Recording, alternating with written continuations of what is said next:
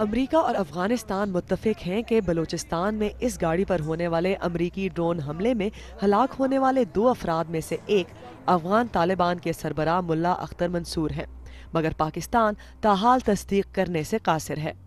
اس drone حملے پر وزیر اعظم پاکستان نے غم و غصے کا اظہار کیا تو دفتر خارجہ نے کہا کہ امریکی سینیٹر جان کیری نے وزیر اعظم اور جنرل راحیل شریف کو اس سے مطلع کیا تھا۔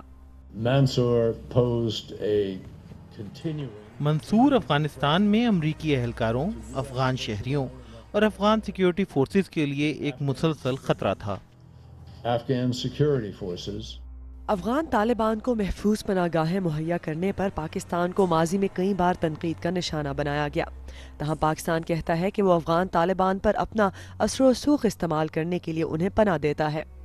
تاہم افغانستان میں طالبان کی جانب سے بڑھتے ہوئے تشدد کی وجہ سے پہلے سے ہی امریکہ اور افغانستان کے پاکستان کے ساتھ تعلقات سرد مہری کا شکار ہیں، اور بعض ماہرین کے بقول بلوچستان میں ملا اختر منصور کی مبینہ موجودگی پر بین الاقوامی برادری ایک مرتبہ پھر پاکستان پر انگلیاں اٹھائے گی۔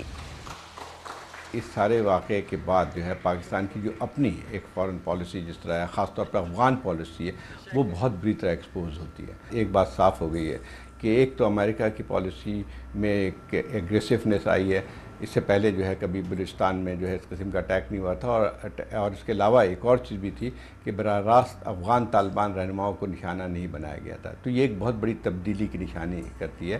اب مسئلہ یہ آتا ہے کہ پاکستان کے اوپر ایک زیادہ پریشر بنتا ہے۔ ابھی یہ واضح نہیں کہ افغان طالبان کی سربراہی ملا منصور کے ڈیپٹی سراج الدین حقانی کو ملے گی یا اس پر ماضی کی طرح طالبان میں پھوٹ پڑے گی۔